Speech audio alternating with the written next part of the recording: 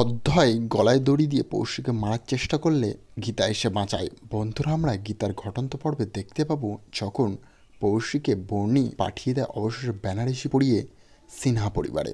গীতা তা জানতে পারলে মেহেকের দ্বারা সে বুঝে যায় বর্ণি আসলে কালপিট এবং সেই কিছু গণ্ডগোল করেছে। তাকে গিয়ে ঝোর করে ভয় দেখালে এবং সারা মুখার্জি বাড়ি তাকে প্রেসারাইজড করলে অবশেষে স্বীকার করে সে গাড়িতে তুলে দিয়েছে এবং সিনহা পরিবারে চলে গেছে এতক্ষণে পৌশী। তখন গীতা সঙ্গে সঙ্গে মেহেক, স্বস্তিক ও বড়বাবুন মিলিয়ে চলে যায় সিনহা পরিবারে।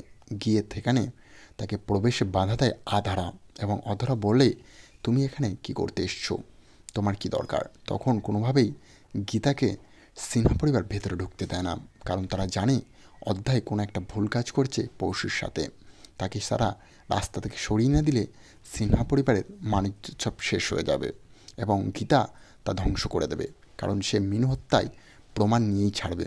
তখন অধরা প্রমাণ লোপাট করার চেষ্টা করে এবং সে কোনোভাবেই গীতাকে ঢুকতে না দিলেই বড়বাবু এসে অবশেষে ধাক্কা দিয়ে অধরাকে সরিয়ে গীতা ঢুকে যায় ভিতরে সিনহা পরিবারের। সে ভিতরে গিয়ে দেখতে পায় অধ্যয় গলায় ফাঁস লাগিয়ে অবশেষে কাপড়ের পৌশীকে টাঙিয়ে দিয়ে মারার চেষ্টা করছে। গীতা সঙ্গে সঙ্গে গিয়ে পাটা দড়িয়ে ধরে পৌশী হাউমাউ করছে এবং চেল্লাইছে, আমাকে বাঁচাও বাঁচাও করে। এবং অধ্যয় কাজটা করছে, বড়বাবু সেখানে এসে সঙ্গে সঙ্গে অ্যারেস্ট করে অধ্যায়কে এবং বলে, তো একটা পুলিশের সামনে, অ্যাডভোকেটের সামনে ও তোর পরিবারের মাঝখানে দাঁড়িয়ে একটা মেয়েকে তুই হত্যা করছিস, মিনুকে যেভাবে করেছিলিস। তখন অধ্যায় বলে, আমাকে ছেড়ে দে, আমি কোনো ভুল করিনি এবং আমি সব এমনি করছিলাম।